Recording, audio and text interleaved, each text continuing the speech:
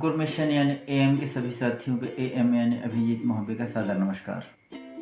मित्रों, मिशन अंकुर की समझ श्रृंखला के तहत आज आपके समक्ष छठवीं कड़ी प्रस्तुत है। हम इस श्रृंखला के छठे पड़ाव पर पहुंच चुके हैं। पिछले पड़ाव में हमने जाना था कि शिक्षण के लिए वर्तमान में हम किन चुनौतियों का सामना कर रहे हैं और इन चुनौतियों के मिशन अंकुर में क्या उपाय सुझाए गए हैं। आज हम सीखने सिखाने के सिद्धांत पर चर्चा करेंगे।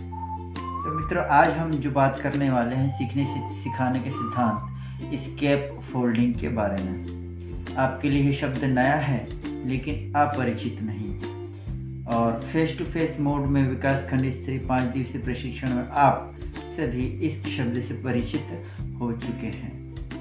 स्केप फोल्डिंग शब्द का हिंदी अर्थ होता है मचान। इस शब्द से भी शायद आप में से ज़्यादातर लोग परिचित नहीं होंगे। शायद कुछ शिक्षक परिचित होंगे जो कि गांव की संस्कृति के बारे में थोड़ा बहुत जानते हैं। मित्रों, गांव के खेतों में एक ऊंची मंडानुमा व्यवस्था बनाई जाती है जिस पर अनाज, लकड़ी या भूसा इत्यादि रखा जाता है। कुछ ग्रामीण फसलों की रक्षा के लिए इस मंडानुमा व्यवस्थाओं पर सोते भी हैं और अपने खेत की फसलों की रक्षा करते हैं रात में जागकर। कभी कभी हिंसक पशु को मारने या शिकार करने के लिए भी यह व्यवस्था बनाई जाती है, जिसमें शिकारी ऊपर बैठकर शिकार को गोली या किसी अस्त्र से मार गिराता है। यह तो हो गया मचान का उपयोग। इसके अतिरिक्त यह मकानों को बनाते समय भी छत को ढालने के लिए काम में लाई जाती है। एक सहारे की व्यवस्था जो छत को ढालने के लिए बनाई जाती है, शायद इसे सेंटरिंग भी कहा जाता है।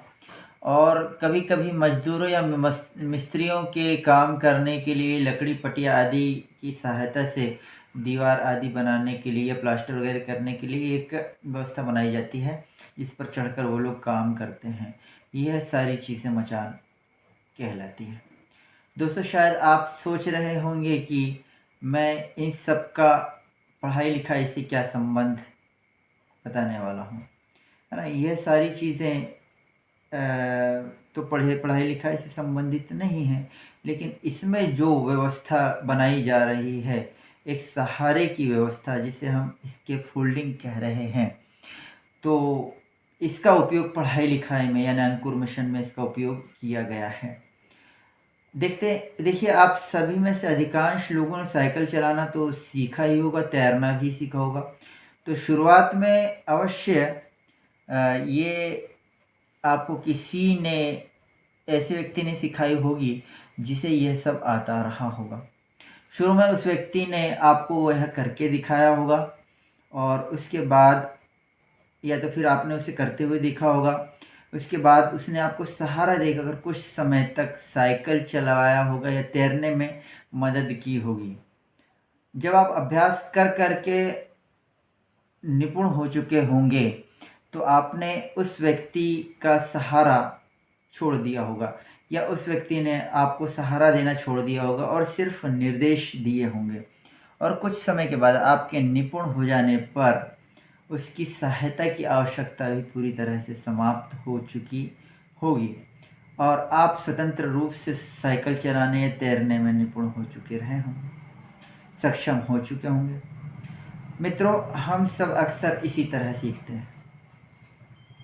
कुछ कौशल हमें सिखाने की आवश्यकता नहीं होती, बल्कि हम अपने परिवेश के साथ सार्थक ढंग से जुड़कर स्वतः ही यह कौशल सीखते चले जाते हैं।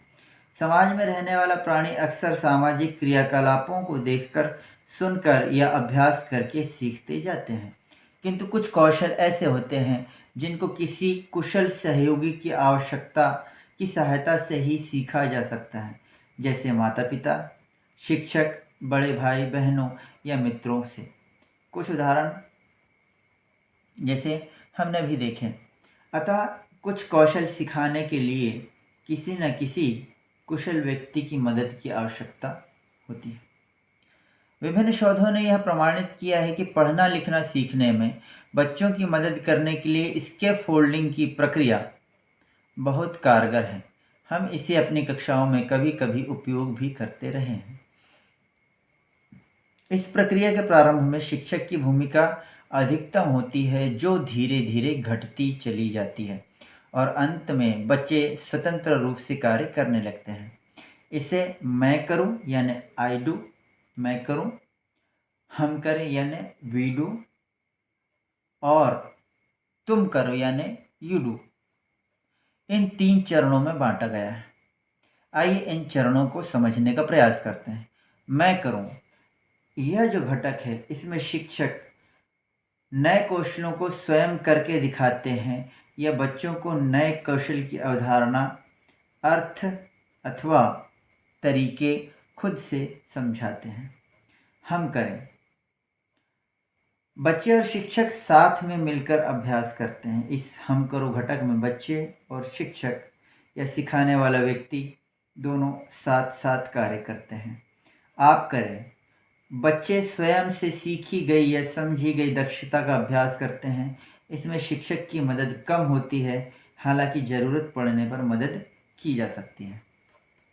इस तरह हम देखते हैं कि इसके फोल्डिंग हमारी सीखने सिखाने की प्रक्रिया में बहुत उपयोगी सिद्ध होता है।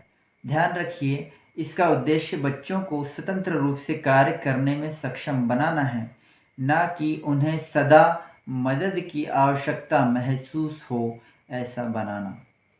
आशा है इस प्रक्रिया के बाद आपके बच्चे स्वयं को सक्षम तथा कुशल बना पाएंगे।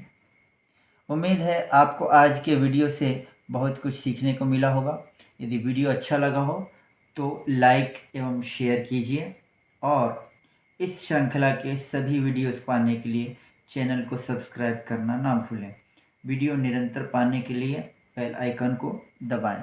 अगले वीडियो में हम जानने का प्रयास करेंगे कि हमें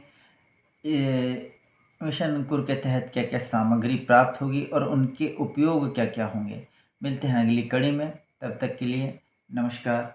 जय निपुण भारत, मिशन अंकुर जिंदाबाद।